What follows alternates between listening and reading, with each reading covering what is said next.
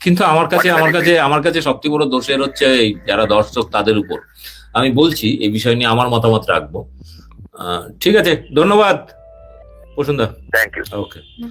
তো আমি মোটামুটি তিনজন সাংবাদিক, একজন ফুটবলারকে নিয়েছিলাম। কিন্তু বিষয়টা হচ্ছে আপনাদেরকে আমি বলি, সেটা হচ্ছে আমি আগেও বলেছি এখনো বলছি, এই যারা দর্শক হয়, যারা আবেগী হয়, যারা অন্ধ আবেগে ভাসে, এরা হচ্ছে চার অক্ষরের বোকা। মানে একটা জিনিস দেখুন, যখন আমাদের এখানে যখন বাংলার ফুটবল খেলা হয় কিংবা আমাদের ন্যাশনাল ফুটবল খেলা হয়, সেখানে টিকিট কেটে দেখার এদের লোক থাকে না। ঠিক আছে, আমাদের বাংলায় একটা ইস্ট বেঙ্গল মোহনবাগানে খেলা আছে, সেদিনকে একটু ভিড় হয়, বাকি টুর্নামেন্ট খেলায় ভিড় নেই, আর কোনো খেলায় ভিড় হয় না। ফলে যারা নিজেকে বিশাল বড় ফুটবল প্রেমী বলেন, তারা হচ্ছে ফুটবল গাধা।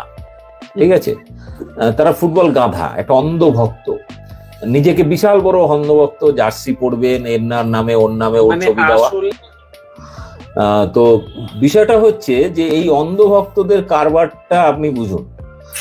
সেটা হচ্ছে যে আমি সামান্য মেসিকে দেখবো বলে, মেসি এখানে ফুটবল খেলবেন এরকম কোনো প্রোগ্রাম ছিল না আমার জানা মতে, যে টিকিটটা আরে বাবা এই শীতের মধ্যে বউ বাচ্চা ফ্যামিলি নিয়ে আরামসে ওই 50,000 টাকা, কেন 10-15,000 টাকায় দীঘায় 5 দিন ঘুরে আসা যায়। ঠিক আছে, তো আরামসে 5-10 দিন এদিকে উত্তরবঙ্গে বা এখানে ওখানে ঘুরে আসে। সিকিম থেকে মণিপুর থেকে চলে এসছে।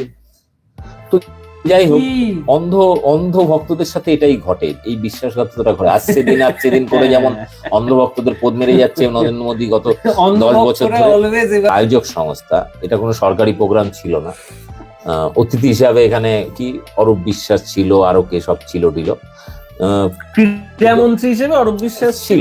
যে কোনো পাড়ার যখন ক্রীড়া ইভেন্ট হয়, পাড়ার যখন ফুটবল টুর্নামেন্ট হয় বা ক্রিকেট টুর্নামেন্ট হয় পাড়ার, সেখানেও মানে মুখ্যমন্ত্রীকে চাইলে আমন্ত্রণ করলেও তারা আসে, ক্রীড়ামন্ত্রী তো আসে। শুনলেন তো, এই লোকটার নাম দীপক ব্যাপারী। এ তো হিন্দুদের বিরুদ্ধে, হিন্দু ধর্ম নিয়ে অতি নোংরা জাতা কথা বলেই রাম মন্দির ভাঙবে বলেছিল, হনুমানের মূর্তি ভাঙবে বলেছিল, সল্টলেকে যে রাম মন্দির হওয়ার কথা হচ্ছে সেটা নাকি ও ভেঙে দেবে, এরকম পোস্টও করেছিল ফেসবুকে। সে কথা ছাড়ুন, আজকে দর্শকদের কি বললেন শুনলেন তো? 4 অক্ষরের বোকা। মানে শব্দটা আপনারা সবাই জানেন, আমিও জানি, এখানে বলা যায় না। সাধারণ বাংলার ফুটবল প্রেমীদের এত অসভ্য কথা বললেন, যাদের কোনো রাজনীতির সাথে বিন্দু মাত্র যোগাযোগ নেই, এবং তারপরে দোষটা পুরোপুরি চাপিয়ে দিলেন দর্শকদের ওপর।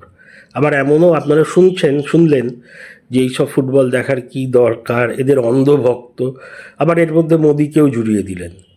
মানে এই লাখ লাখ, এশিয়ার বোধহয় এখন সবচেয়ে বড় স্টেডিয়াম যুব ভারত ক্রীড়াঙ্গন, তার এত সব সমর্থক এসছেন শুধুমাত্র মেসিকে চোখের দেখা দেখতে, তাদের দোষী বললেন। আমি বাকি ঘটনায় যাচ্ছি না, আপনারা এত সারাদিনে বোধহয় 15-16 বার শুনে নিয়েছেন বিভিন্ন মিডিয়ায় কি হয়েছে। কিন্তু এই দীপক ব্যাপারী, এ কতটা নিকৃষ্ট জীব এবং কতটা দালালি করে। ও কিন্তু একটা ধর্ম নিয়ে কিছু কথা বলে না, কিন্তু এই যেমন ধরুন টিভিতে হিন্দুদের দেখিয়ে গরু খাওয়া, সেগুলো বাদ দিলাম, আজকে যখন কোনো রাজনীতি নেই কিছু নেই, তবুও এখানে সোজাসুজি সাধারণ দর্শকদের গালাগালি দিলেন, সব দর্শকদের। ভাবুন তো, কেন ফুটবল ফ্যান হওয়াটা কি অপরাধ?